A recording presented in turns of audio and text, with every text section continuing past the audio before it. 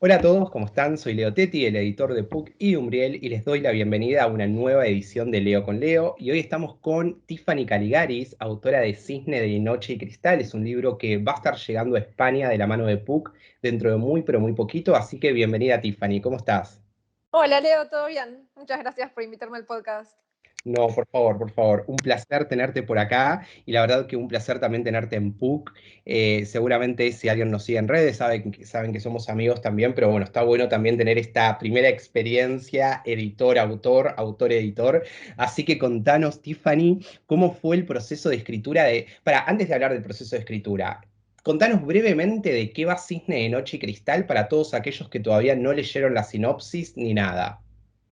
Bueno, Cisnes de Noche y Cristal es un retelling del ballet del Lago de los Cisnes. Es un ballet que yo vi de chica y quedé completamente fascinada. Por un lado, por la historia, porque tiene como esta cosa romántica y atemporal. Es sobre una princesa que queda atrapada en un conjuro que hace que esté en la forma de un cisne y solo pueda recuperar su forma humana durante la noche. Y la única forma de romper este conjuro es con un beso de amor verdadero. Así que por un lado me acuerdo que me había encantado la historia porque era como melancólica y romántica, pero por el otro lado me había encantado todo el tema del ballet, ver como todos, no sé, los escenarios, los colores. Es más, creo que lo que más me quedó de todo esto es que está la figura del cisne blanco, que es ella, la princesa cisne, y está la figura del cisne negro, que es como una hermana gemela, como una sombra de ella, que se hace pasar por ella para engañar al príncipe.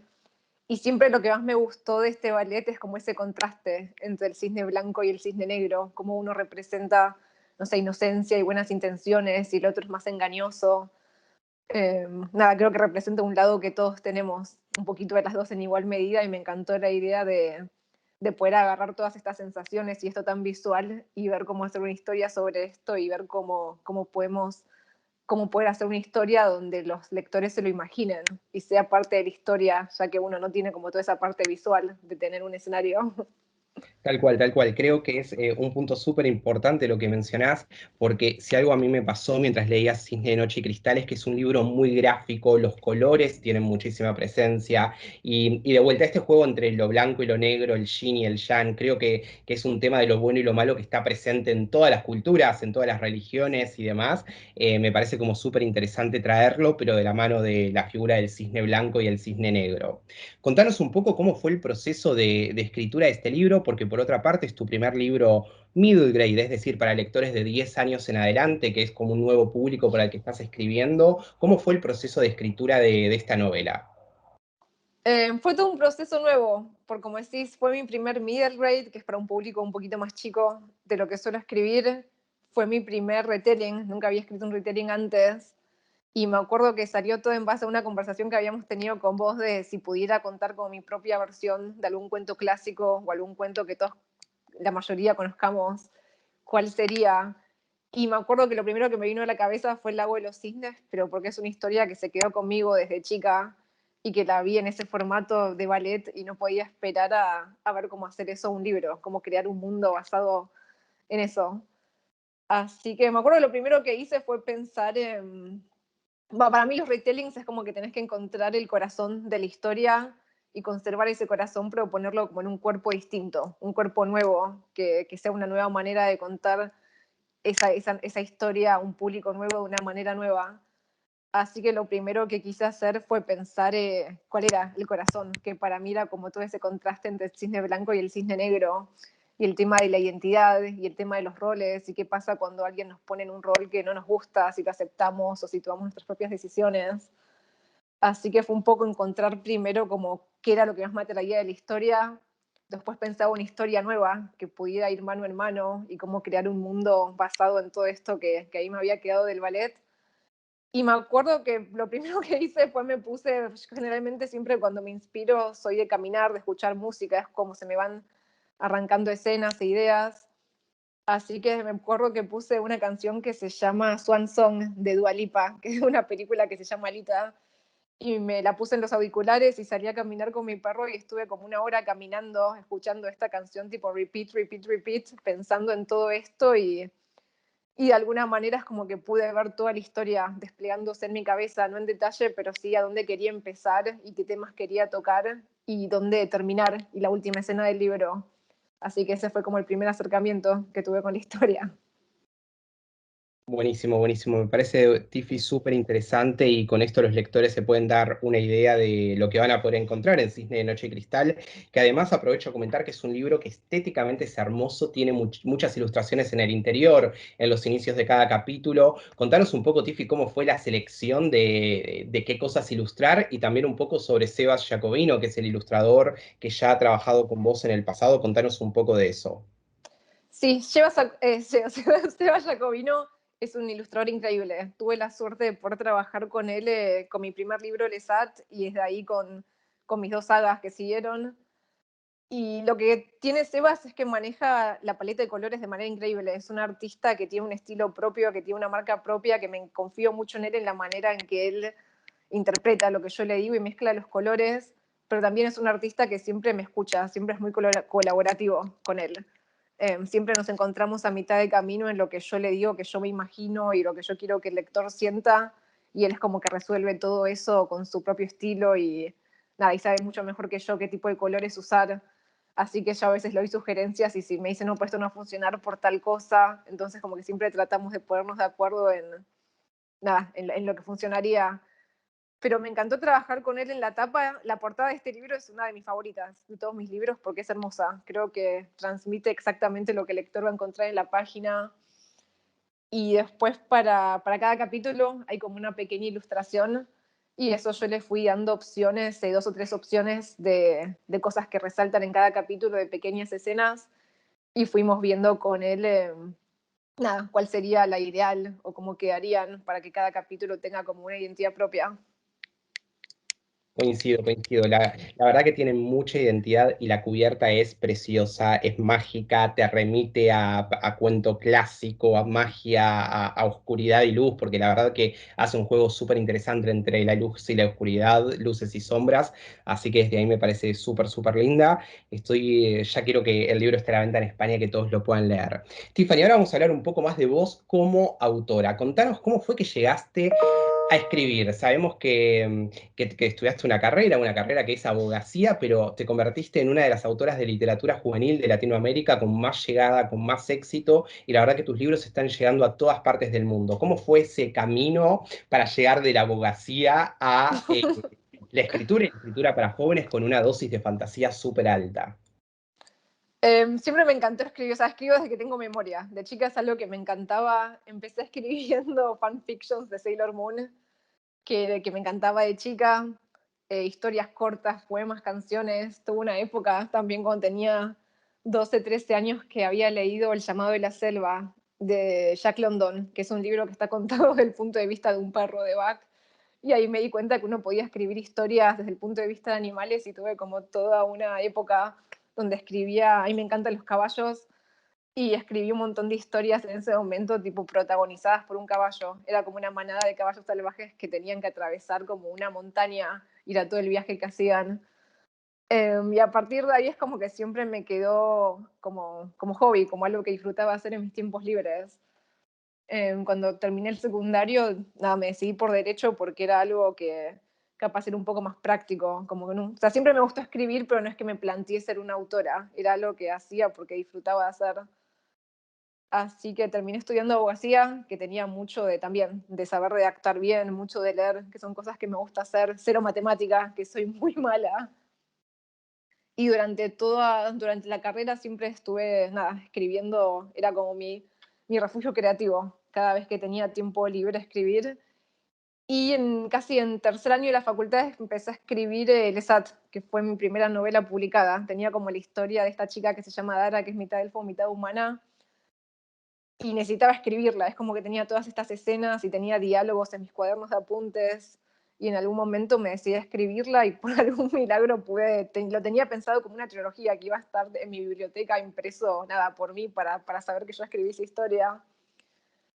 Y cuando terminé el primer libro, mi papá y mi mamá fueron los primeros en leerlo y me insistieron mucho de por qué no probás de publicar, por qué no probás de acercarte a alguna editorial. Y con ese empujón me animé y por suerte, nada, tuve editoriales que estaban interesadas y fue mi primer libro que pude publicar. No, no, es súper interesante, Tiffy, la verdad que también inspirador para todos los lectores y todas las personas que sueñan con escribir o con publicar un libro. Contanos, ¿qué tips les darías a esas personas que están en sus casas, que escriben y que les da vergüenza o presentar un libro? ¿Qué consejos o esas cosas básicas que cualquier autor debería tener en mente para poder seguir adelante y no frustrarse en el camino?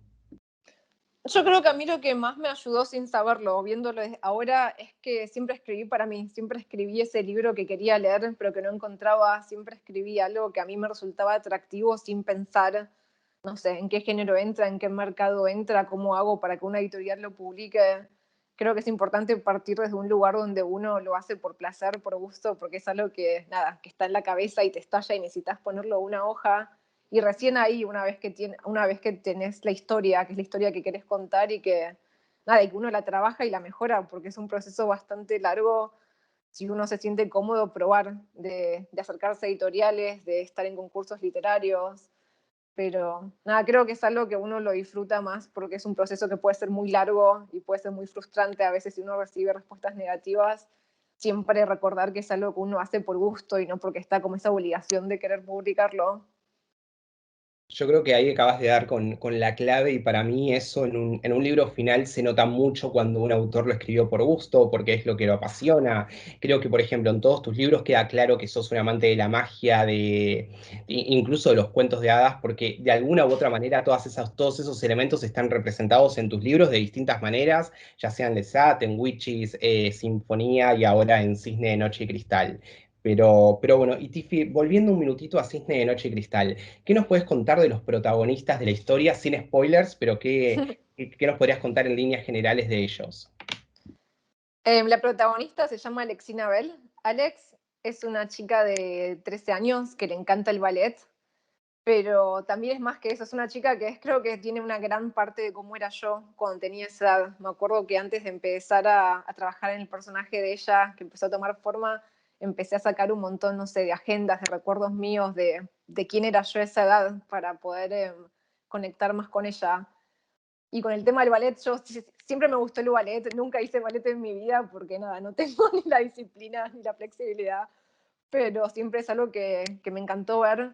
Así que por un lado traté nada, de meterme, es una chica que es súper fantasiosa, que le encanta el ballet, pero también le gusta, no sé, le gustan los cuentos de hadas y le gustan los piratas, es como bastante multifacética, pero es alguien que es súper dedicada a lo que hace, que a veces les cuesta encontrarse en colegio, pues como que tiene dos vidas, va al colegio y tiene sus compañeros, pero apenas suena la campana y ya va a su clase de ballet y para ella ballet es lo más importante.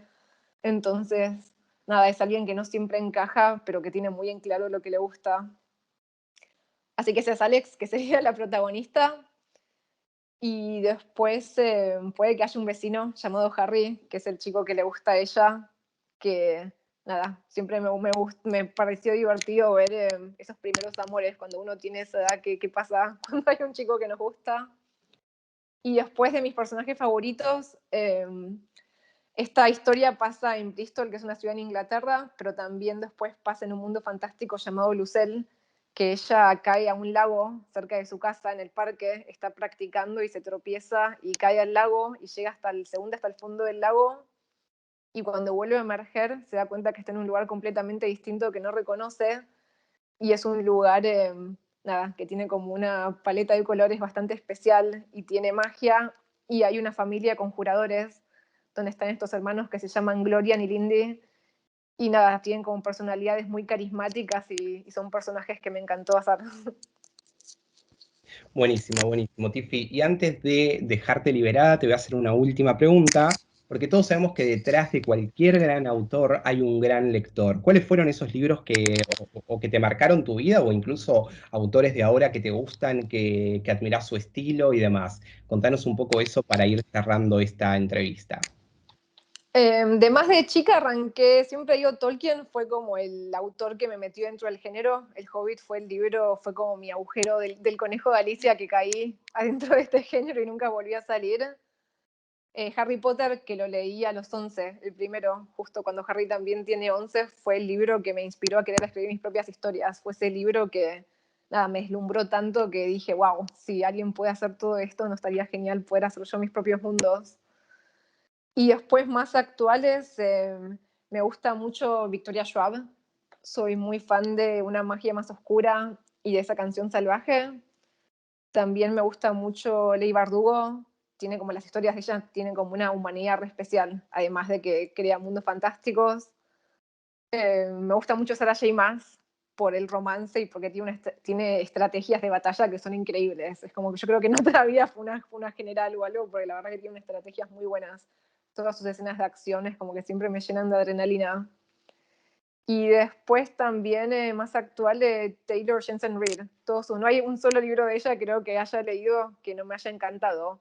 Daisy Jones, Los siete maridos de Evelyn Hugo, y ahora que estoy esperando en Malibu Rising, nada, son todos libros que también, que son esos libros que uno los lee y como que me inspiran a querer seguir mejorando, pues te das cuenta de la calidad de autores que hay afuera y lo mucho que hace que disfrutes leer.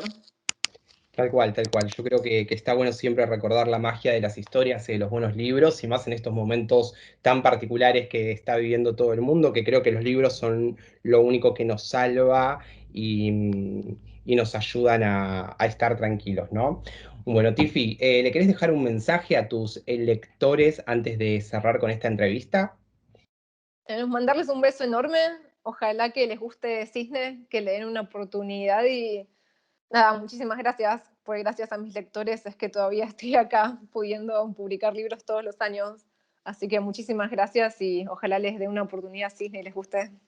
Bueno, Tiffy, muchas gracias por estar acá, por acompañarnos en esta nueva edición de Leo con Leo. Y recuerden todos que en mayo llega Cisne de Noche y Cristal a España. Ya está disponible en Argentina y en Uruguay, y dentro de muy poquito va a estar disponible en el resto de los países de América Latina y también en España, como les comentaba recién. Les mando un abrazo enorme a todos, y a vos, Tiffy, gracias por estar acá y haberte sumado a esta nueva edición del podcast Leo con Leo. Un abrazo a todos.